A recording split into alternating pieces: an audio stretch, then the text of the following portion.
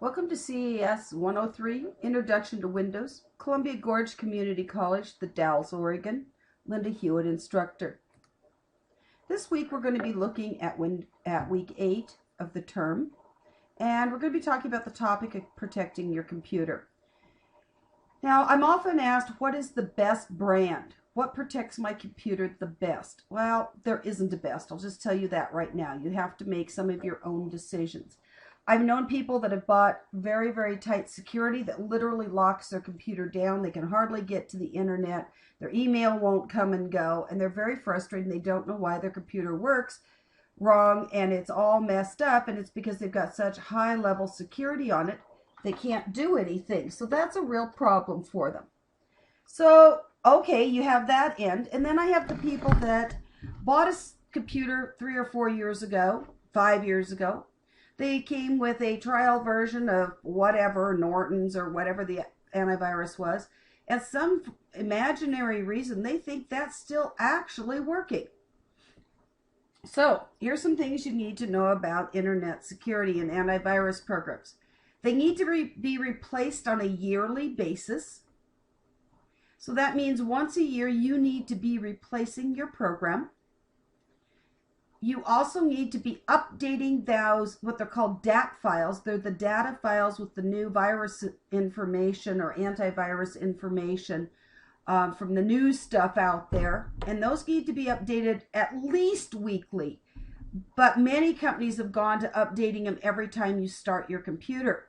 Which means that if you turn your computer off at night, like is recommended, and you restart it in the morning, it's getting updated. If you never turn your computer off, you leave it running 24/7, 365 days a year, you're actually working against your machine. It'll get more confused. It will do weird and strange things.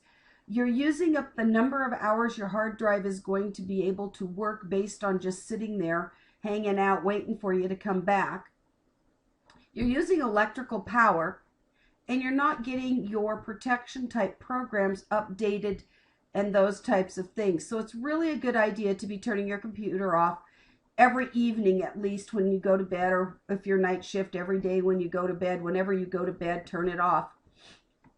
And then restart it the next day. If you're going to be gone just a few minutes, I basically start my machine in the morning and turn it off at night.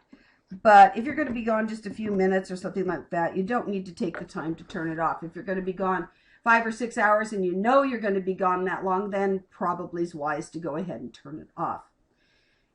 There are paid for programs. There's McAfee, there's Norton's. Charter has a security suite that's free for a lot of their customers. So those types of programs exist, and those are perfectly fine.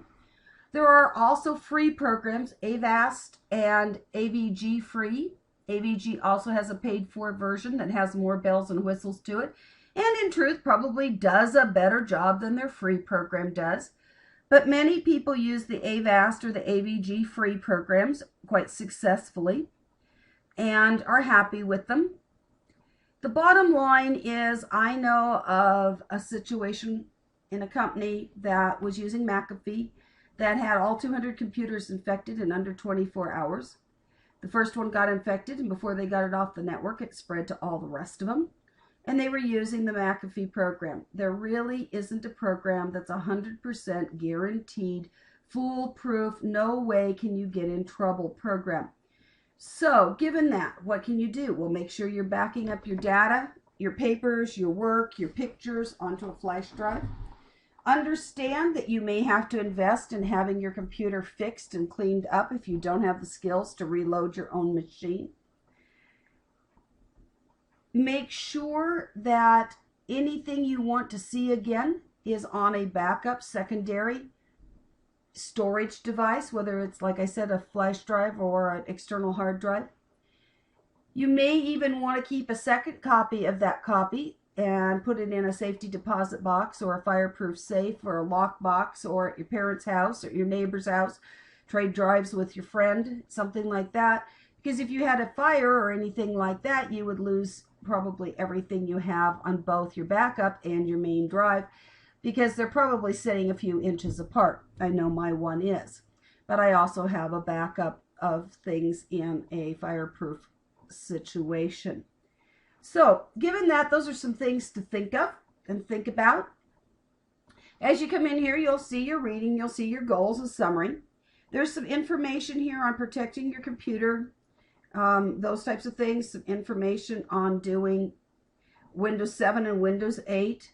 Windows 8 has some built-in security. There's some question about how good it is, but at least they tried to add some this time with the new Windows program, so that's something you can think about if you want to give it a shot. Internet safety, protecting your information. Email scams, unfortunately, they're more and more common and more popular. You have your vocabulary. You have your vocabulary to submit. You have your forum, and you have a security assignment to upload. So that's basically this week's work. Have a good week. See you next week.